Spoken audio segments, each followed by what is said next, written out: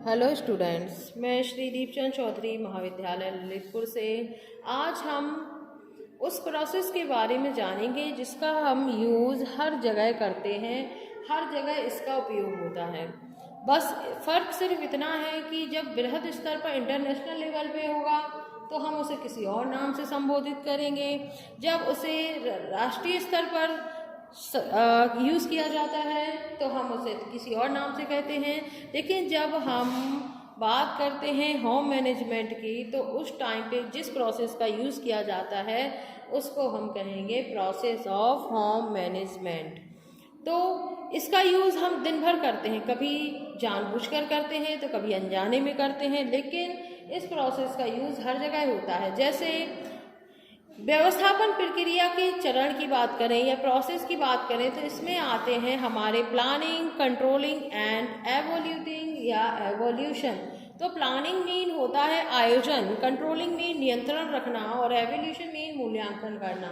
तो आप देखते हैं कि दिन भर में आप हज़ारों काम करते हैं, कभी कभी ऐसा भी होता है कि उसके साथ साथ कुछ स्पेशल काम भी जुड़ जाते हैं। जैसे कि मान के चलिए घर में यदि कोई पूजा रखनी है तो हम क्या करते हैं, सबसे पहले की योजना बनाते हैं, ठीक है। फिर उस योजना पे काम करते हैं। काम करने का मतलब सिर्फ इतना होता है कि उस पर नियंत्रण करते हैं। नियंत्रण का मतलब कि काम हो रहा है, नहीं हो रहा है, कैसे कराना है, इन सब की देखरेख करना ही उसका नियंत्रण कहलाता है। और एवोल्यूशन या एवोल्यूटिंग का मतलब होता है मूल्यांकन करना, कि जब लास्ट में वो काम फिनिश हो जाता है तब हम देखते हैं कि वो काम कितना सफल हुआ, कितना असफल हुआ। जैसे कॉलेज स्तर पर भी देखिए, यदि कोई मान के चलिए आपके कॉलेज में रिपब्लिक डे है, जैसे फिलहाल मनाया गया, तो सबसे पहले एक योजना बनाई जाएगी कि उस काम को किस किस को सौंपना है। जैसे ध्वजारोहण भी होता है, इसके साथ कुछ प्रोग्राम्स भी होते हैं, अतिथि भी आते हैं तो अतिथि सत्कार भी होता है, परेड भी होता है, ये सारी चीज़ें। तो सबको लोगों को काम सौंपना है, कैसे सौंपना है, कैसे काम कराना है, किस तरीके से हम काम करें कि हमारा सफल हो जाए। तो उसके लिए हम क्या करते हैं, एक योजना बनाते हैं यानी प्लानिंग करते हैं। फिर ये देखा जाता है जैसे कि एक उसमें जो मुखिया है वो देखेगा कि जिसको हमने काम सौंपा है वो काम ठीक से कर रहा है अथवा नहीं कर रहा है, या काम कैसे चल रहा है, तो वो कंट्रोलिंग हो गया। इसके बाद देखते हैं एवोल्यूशन, मूल्यांकन, तो वो बाद में होगा। तो सबसे पहले बात करते हैं आयोजन की, ठीक है। तो उसका महत्व क्यों होता है, आखिर योजना बनाई क्यों जाती है, ठीक है। तो सबसे पहले योजना बनाते हैं कि कोई ना कोई एक उद्देश्य होता है, एक एम होता है, तो उसके उद्देश्य पर बल केंद्रित करने के लिए जो है हम जो है योजना बनाते हैं।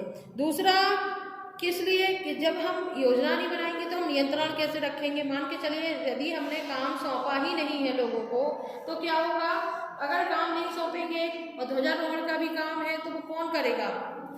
जब हम काम सौंप दिया होगा तो आप देखेंगे कि हाँ वो व्यक्ति या वो इंसान वो ये काम कर रहा है अथवा नहीं कर रहा है। मान के चलिए अगर हमने काम सौंपा ही नहीं है तो उस काम को कोई करेगा भी नहीं। तो नियंत्रण रखने के लिए ज़रूरी होता है प्लानिंग करना।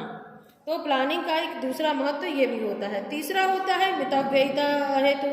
अब इकोनॉमी तरीके से अगर हम इसे देखें तो सबसे पहली चीज़ आती है कि बचत तभी होती है जब आप उस चीज़ की योजना बनाते हैं। जैसे घर में जब आपने कोई योजना बना के रखी होती है तो अनावश्यक व्यय नहीं होता है। क्यों? क्योंकि आप पहले से योजना बना लेते हैं तो आपको पता होता है कहाँ खर्चा करना है, कहाँ नहीं करना है, और आप पहले से जो चीज़ें घर में मौजूद हैं उसका भी इस्तेमाल कर लेते हैं। लेकिन जब यदि पता नहीं होता है पहले से तो क्या होगा, अनावश्यक व्यय होगा। तो इसके लिए भी जो है आपके प्लानिंग करना महत्वपूर्ण हो जाता है।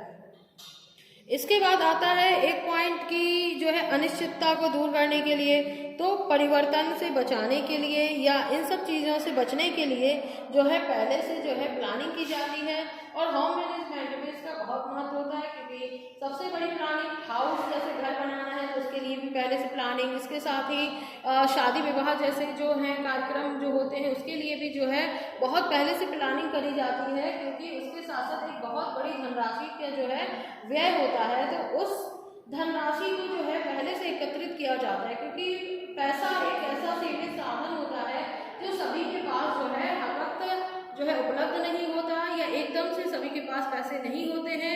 या तो कर्जा लेना होगा, जिसका खामियाजा बहुत ही ज़्यादा भविष्य में हमारे नज़र आता है। इसके लिए क्या करना पड़ता है कि सबसे पहले जो है प्लानिंग जो है वो बहुत ही मस्ट हो जाती है। इसलिए होम मैनेजमेंट में सबसे पहले यही सिखाया जाता है आपका पहली कि प्लानिंग, कंट्रोलिंग एंड एवोल्यूशन। अब बात करते हैं हम दूसरे सेकंड टॉपिक की, इसके कंट्रोलिंग की या कंट्रोल की।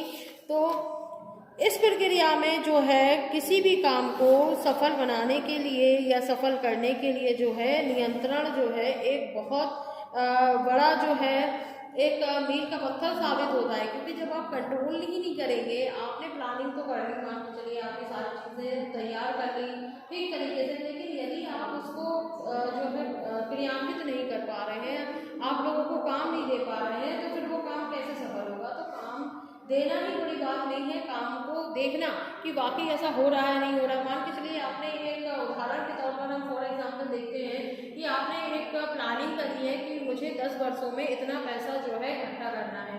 अब आपके पास जो इनकम हो रही है वो तो एक सीमित है, आपके पास बराबर आ रही है। अब उसका आपने बचत नहीं कर पाई, आपके पास जितना पैसा आया आपने खर्च कर दिया, तो क्या होगा, जो आपने प्लानिंग करी थी 10 वर्षों में पैसा बचाने की, वो प्लानिंग फेल हो जाएगी। तो उसके लिए क्या करना है, कंट्रोलिंग बहुत ज़रूरी है कि नहीं, मुझे हर महीने 10,000 रुपये बचा के रखने हैं। तो आप उन 10,000 रुपये को जो है बचा के रख सकेंगे, और वो तभी संभव है जब आप उस पर कंट्रोलिंग यानी कंट्रोल करते हैं, आप नियंत्रण करते हैं। तो प्लानिंग के साथ साथ आपकी कंट्रोलिंग होना बहुत ज़रूरी है, क्योंकि कंट्रोलिंग होगी तभी आप उस जो आपने एम जो उद्देश्य बनाया है उस उद्देश्य की पूर्ति जो है वो हो सकती है। इसके बाद जो है आपका बचता है मूल्यांकन। तो मूल्यांकन तो बहुत ही ज़रूरी है, क्योंकि जब आप कोई काम प्लानिंग करते हैं, उसका क्रियान्वयन करते हैं, और जब वो प्रोग्राम जो है वो सफल हो जाता है, तो या कितना असफल हुआ, मान के चलिए आपने कोई प्रोग्राम किया और आपने देखा कि ठीक है काम कितना सफल हो रहा है, कितना असफल हो रहा है।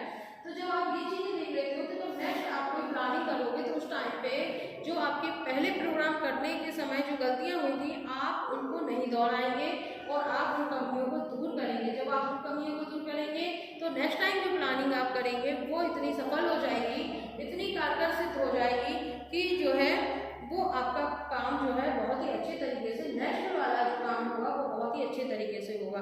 तो काम होने के बाद या कोई भी प्लानिंग जो आपने करी थी वो सफल होने के बाद उसका मूल्यांकन होना बहुत ज़रूरी है, क्योंकि जब तक आप एवोल्यूशन नहीं करते हैं, तब तक आप उस प्रोग्राम की समीक्षा नहीं करते हैं, तब तक आप नेक्स्ट आप जो है उन गलतियों को दोहराते हैं। इसलिए बहुत ज़रूरी है कि आप उसका जो है मूल्यांकन करेंगे। तो इस तरीके से हम देखते हैं कि होम मैनेजमेंट में इस प्रोसेस का जो है काफ़ी बहुतायत से यूज़ होता है, और कभी हम इसे अनजाने में ही जो है डायरेक्ट अपना अप्लाई कर देते हैं, लेकिन कभी जो है इसको सोच समझ कर जो है अप्लाई किया जाता है।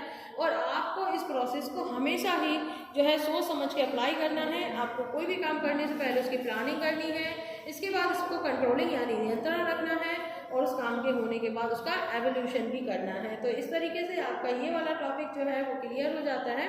नेक्स्ट में आपको जो आगे की यूनिट है उसके बारे में जो है डिस्क्राइब करूँगी। Thank you.